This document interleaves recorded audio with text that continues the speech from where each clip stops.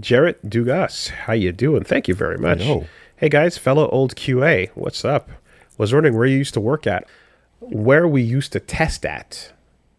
Well, I mean, it doesn't exist in the same way anymore, but we both used to do QA at Babel Media, which was a studio that worked on a fuck ton of third-party games, Right.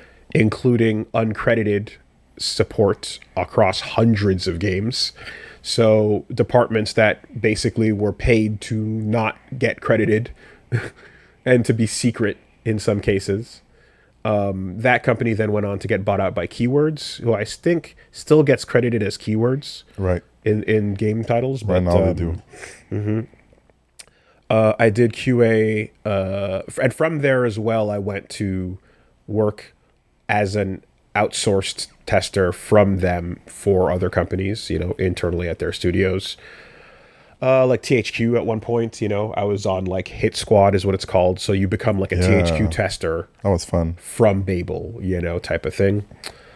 That was really fun. I did QA for Square Enix IDOS, and did that for quite a few years after I left the outsourcing. So that was more targeted in-house on projects, and then from there I came here. So that was my thing. In situations where your support is credited, how does it show up on my CV? I just say, like, the studio I worked at. I mean, well, my CV is not relevant now. My CV is fucking making dick jokes on YouTube for the last 10 years or whatever.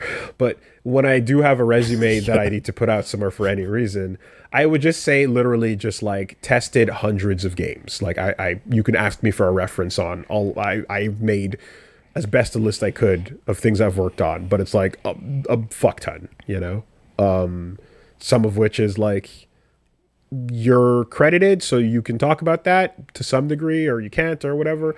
I don't know. It's weird. Some things have a statute of limitations, other things don't. Yada yada. For Can you you, do anything you want after 3 years? Or can you, I don't know. but you see, I signed general NDAs for general projects I tested. Okay. But I signed extra special things for when extra special things would come in from time to time. So. Most of the NDAs, I think, not really, but yeah, you don't want to. It depends. There's sometimes where I'm like, I don't think anyone's going to give a fuck about stirring shit up about this topic or that topic. Most of the NDAs I'm under are friend DAs. Real talk. Most of them are friend DAs. These are just people that I know that are like, yo, check this shit out. You didn't hear it. And I'm like, yeah, okay, I didn't see nothing. Okay. That's how that goes. I guess for you, I mean, basically Babel, right? Yeah, basically Babel for like a stretch of 5 years. And then I did QA for MindGeek for a bit, which I don't even know what's their name now or what they're up to, but yeah. It's fucking Brazzers Pornhub QA. Yep. Really, that's what it is. Yeah. I was on the pay side, so my mind is half messed up from the work.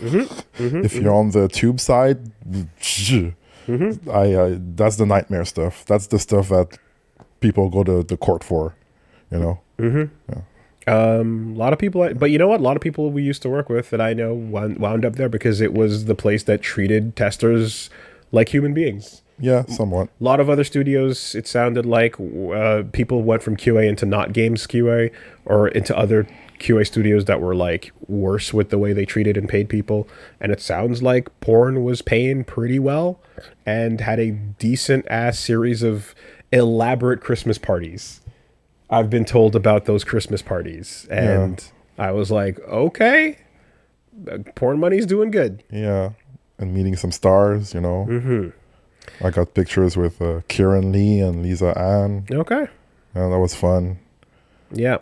Didn't you have people under you? Yes. When I was working compliance specifically, I managed the compliance department, and I had a team of people that were responsible for submission on various games for, each console that it was being ported to.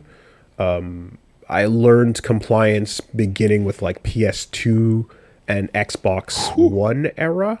That's a while. Yeah, because there's some shit that would get ported backwards, you know. But Yeah. like, still, I learned. My earliest compliance thing was PS2. I had to learn Game Boy Color at some point for something that got ported as well. Wow. It was crazy, or Advance rather, Advance, not Color, Advance. But and then when I was in charge of compliance, like I was a member of the teams and did all that stuff, and then when I got to it, it was basically PS4 era was where I left at. So suffice to say, there's a whole lot of fucking guidelines up in my brain. Yeah, They tried to get me into the compliance department at some point. I could see that. Yeah, I said no. Yeah, you were down with the language. Yeah, that too. Too busy partying with localization. Yeah. Yeah. Partying with localization, and also they wanted me to do compliance for Wii, which was ass. Lot check sucks in a lot of ways. It was so ass. Yeah, it's not fun. It was not So I'm like, I don't want to do that. And at some point, I became lead in the localization department, and then they wanted me to be a how do you call the people who lead the team, the QACs, quality assurance coordinator. And it was all people that were like crying and suffering, and I'm like, you know what, I'm good just leading people. That's fine. No, so what I will say is, like, when I was a tester, when I was a compliance tester, that was back with the outsourcing. But when I went to Square Enix and IDOS, I was doing, like, that's what I was managing. And it was real nice to be internal, working at the studio, and have the ability to walk up to the programmers and talk to them about issues and solve them in a productive way. You know, that felt really nice. And I was able to basically like be like, hey, can our department do this? Can we do that? Like, treat it, you know, like a fucking real, like, treat it as important as it actually was to the project and get the respect back for it. It was quite nice because for years it was just not that. And what you saw was like the trenches where they'd be like, hey, we'd get projects where they're like, yo, fucking Brash Media is submitting what the fuck was that stupid animal movie called? Monkeys, it's like Monkeys in Space, I think. That sounds horrible. Ape? Something Ape? There was a stupid CG movie that didn't matter, that went nowhere, that came out, and it was about a bunch of astronaut monkeys. Space Chimp. Thank you. Like that's how deep this shit goes, and that's how you know this is real. That's how you know this is real, because who the fuck is talking about spaceships? That's my point, right? Sometimes you just gotta go so randomly deep and obscure that are like, yeah, you know what, fine, right? So Space Chimp was a game that was coming out, and for some fucking reason, the company behind this thought that, like, yeah, let's port that back like 3 generations of console.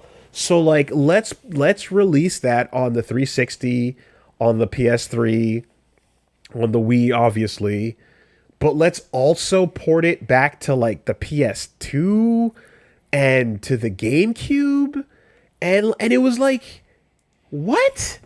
It was like some crazy shit where they wanted all these versions of it because they were just, and I it's almost like I can see the develop, because the company making it, they made a bunch of horrible shit quality scam ass games that were usually for movies that basically were willing to pay them, throw some money at it and go make a bunch of games, right? And I can almost just see them being like, hey, pay us and we'll make your game and we'll put it on everything. And the people who are like in charge don't give a fuck about any of that. So they're like, yeah, okay, I don't know, go do some shit. And they're like, oh, we can put it on like 10 consoles. And they're not looking at what is active or not active. Like, I could just see them being like, yo, shut the fuck up. If we can get them to pay us extra for a shitty fucking port, We'll do it. run the cash grab, you know? And I feel like that's what happened. And so we just start doing these tests on. It's this horrible, shitty cash-in game, and you're now running the version of it that has like a minute of fucking loading. You know what I mean? Because you're backwards porting it onto shit that it can't handle. It's crazy, you know. Anyway, it was brutal, but like, you would then have to go and learn how to actually handle submission on these old platforms from time to time, because some fucking fraud company would come up with some shit like that and port it backwards, you know? That's horrible. That's really garbage. Yeah. When you were testing Force Unleashed, how many of the completely separate game ports under that were you actually testing for? I was not testing for the Wii version of Force Unleashed. I watched others testing it. I think Reggie was on the Nintendo version. Yeah, that was a sad time, because it was at a point where they were like, oh, we don't have enough work for localization, but you're permanent, so you're good with QA, right? You've done funk. Get in there, Get boy. in there. Just do stuff. Press buttons. Who knows? Yeah, so Reggie had the Wii version he was testing specifically. I would walk by and see people on it and be like, whoa, that's a different game. That's crazy. I was on next gen, so at the time, 360 PS3. And yeah, I mean, what the fuck? I think I did half Wii and then half PS3 or something. Well, did they even get like the Havoc engine running on Wii or PhysX? Could they even do any of that? I don't even remember if they had both DLCs on it. Like, out of because I want to say that like that was the big selling point, was like, look at how we can have the physics corpse engine basically like ragdolling stormtroopers together, and then you can make one stormtrooper grab another, and then that stormtrooper can grab a TIE fighter, and then you can go woo and flail them around the world, you know. And there were like the big like giant tanks on, was it Tatooine, that would like sink into the ground and grab everything along with them. Yeah, there were some crazy bugs, dude. But the thing I always tell people about that game was that the early versions of it had like completely unrestricted combat. So anything could cancel into anything. So you could do sick character action shit. Too good. Unintentionally. And mix it with the physics to like create Marvel versus Capcom style aerial raves. And you could do a full series of ground combos into a launcher, force grab, push them up, jump, catch them in the air, do that shit, grab something else, like a, you know, whatever object around you, and like throw that into the fight, or jump off. And like, you could do a lot of crazy shit that was unintentional, and it looked really messy too. Right? It looked crazy messy at points because it had things like walls clipping into walls and all kinds of batshit crazy stuff. And if you did it with like, there's a one area in particular, which was like it was the TIE fighter hangar, right? That had a lot of stormtroopers, and you could crash that system by getting as many stormtroopers as possible to daisy chain together, you know? And I think they capped it eventually at 3. Because if you got like 5 or 10 or whatever, you know, you could just break the system or whatever. But it was a nightmare, because like you could always find more bugs by playing with the physics. You could always just play with the ragdoll and get more and more bullshit in there. But they didn't want to restrict it too much, because that was the fun of the game, was playing with the Force in that way. That would, like, the title of the game is not a reference to the fact that you're playing as the secret apprentice of Darth Vader. It's a reference to the fact that we're letting you play with physics, you know? And I remember there was a build that took it out entirely to test something, and they just had no ragdoll or no physics whatsoever. That and must it was have been so weird. So weird. It was boring. Nothing. It was just a fucking bland-ass action game where none of that people did getting anything. shot and just like, they just dropped. Yeah. There was no like actual ragdolling, you know? Anyway, it was a loose mess, in the same way that like when you watch Twitter footage of action games that are never coming out because it's just a person in their test environment doing cool combos holding a stop sign, or, you know, a tank, or the little mouse, or the musical one, or whatever that stuff is. It was like one of those games, but like there was a kind of charm to that a little bit, you know? Yeah. Why did I make Murdered Soul Suspect bad? Hey, man. We get what we get, all right? Came off of Sleeping Dogs, wrapped up on some Deus Ex Human Revolution. Hey, that's good. And then they're like, hey, take a look at Murdered Soul Suspect. And I was like, oh, what's this? Little small indie game, detective thing out of nowhere? That's cool. Why not? You know? I have good memories of it. And I remember being like, yeah, it was all right for what it was, for a small budget thing. I didn't mind it. You know? Yeah, me and Liam were both on that project. We had a good time with it. And then I think I went on to Hitman. I forget. I did Hitman various times. It was weird because I did Hitman Blood Money outside for Babel, and then I did Hitman Absolution inside for IDOS. You know, it was just completely luck of the draw that I worked on both of those Hitman games. Blood Money was way fucking better. Yeah, that game was so good. Like it's when you walk away testing a game and you're finished with it, and you're like, "Yo, this game is still sick." Yeah, that's rare. That's rare. That's special. I can walk away from a game that I'm sick of and still say that like Blood Money was incredible, you know? Yeah. It's rough when you're on a project and you hate the game and you're on it for months and months and months. Getting stuck on Champman was jail. Champman? Champman. Championship Manager. The footy thing? Now known as Football Manager. Yes. It was called Champman back then. And it was, that was essentially jail. If you wronged anybody, you got sent there. Or you got chained to the mobile department. Yeah. That's what it was. Spreadsheets. And the most fun thing you can do in that game was mobile spreadsheets. God damn it. So here's the thing. Like, if you were feeling frisky and you were doing a day of testing Championship Manager, you, as a treat, could run a season and then watch the simulated game of soccer occur, so that the little circles kick a little ball around, and they have real physics in 3D. Okay. So you got to watch these little dots bop a soccer ball around the field, and you could have it play out the match in real time. So you could sit there for 90 minutes and stare at a full-on fucking soccer match play out. And you have no control over whatsoever. You had to do it. You can't control it. You just watch the pieces move. So an AI versus AI game with dots on a field on a little like graph, you know. And if you wanted to do that, you could. That was the most elaborate feature in the game. And then time for a break. Go outside. Try to not jump off the terrace. Oh, they put fences now. Oh, that's new. Oh, yeah. Okay. Oh, Foxconn, huh? Interesting. Yeah, okay. There you go, folks. There's your QA recap for the fucking day. That's deeply embedded, so you'll be hearing about that from time to time. But it's always new to somebody. If you're hearing our QA stories for the first time. I mean, that shit shapes you, man. It shapes how you play games and how you see them, you know? Mm-hmm.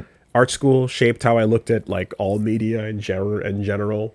And the world. Yep. And my sleep. Mm. But testing games and seeing how the sausage is made, like fucking, you can never unsee it. Mm. Once you read a GDD for a game, and then you see what happens in the end results, and you're looking at it going like, that's not what was planned. This fucking Legacy of Kain game sounded so sick. Yeah. What happened? And then we got that. Like, when you read how amazing the ideas are, and then what they actually turn into, you go, oh, it wasn't doomed from day one. You know, somebody had a good idea here, and then the project got picked up or handed to people that could not execute on the idea, you know? People that, sometimes you take it to the wrong studio without the talent for it, and you're just like, you didn't have the ability to take this project on. Why did you do it? Well, for the paycheck. Yeah, okay, all right. It's crazy. It's crazy how many times you just, I'd have a lot of fun on a day where they send over the material for me to do an evaluation on a game, and like I would just read through the game design document for like what it was supposed to be and then versus what it was, what I mean, yeah, we still talk about like Age of Reckoning. What the fuck was it? Whatever. Kurt Schilling. Oh yeah, that story. The Reckoning, yeah. And Kingdoms of Amalur. And I still am like, I remember playing this game and being like, this isn't awful. This is generic fantasy as fuck, but this combat system and the skill tree are pretty cool. I like what's going on there, and I'm finding ways to do fun stuff with this combat that I did not expect, right? Using arrows to like launching up someone with a sword and switching to the crossbow and juggling them from a distance and then casting a spell was pretty sick. And the rest of the game was like pretty forgettable fantasy.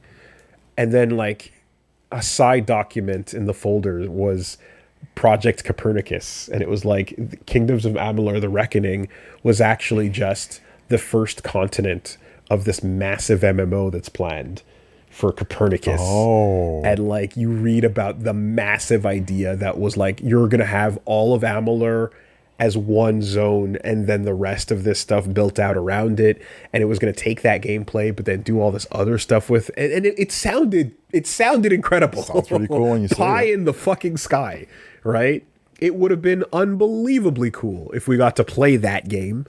And then you kind of realize in the process that like, yeah, this dude's fucking like taking, like, people are moving out to a location to work on this, and they have like, you're getting straddled with debt, and this whole thing is just a pie in the sky dream, but the concept certainly on paper sounded great. It happened often. A lot of bad games had great GDDs, and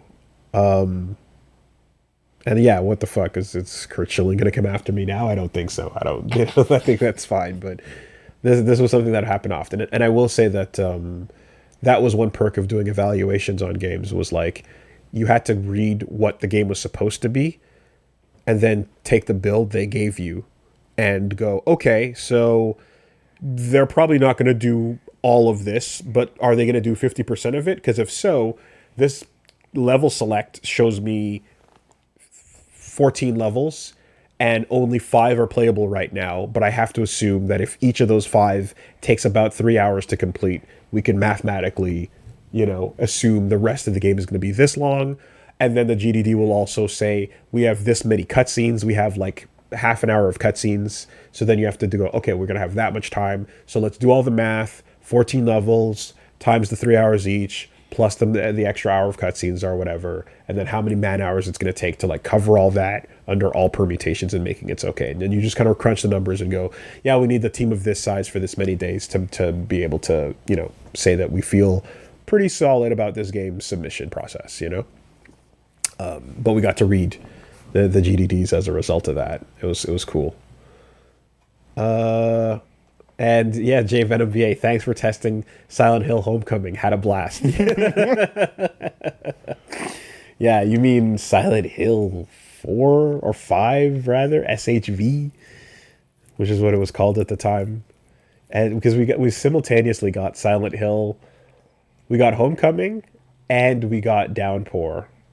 And it was SHV and SH0 were the 2 project names. And yeah, I remember the people who were on the PSP or the Vita or whatever were pretty pissed off because they were like, damn it, like the other half of the team gets to work on the console one, and that there's Pyramid Head, but anyway, there you go. Oh, wait, or was it Origins? Am I mixing it up? I might be mixing it up. I think you're right. Yeah. It might have been. whatever was being developed at the same time. There was a portable one, and then there was that thing. Okay. All right, there's a little QA memory lane. Gosh, close that door again. It'll open up. It'll never stay closed forever. Just wait for a fucking game to crash while we're playing it. Mm-hmm. Don't look up.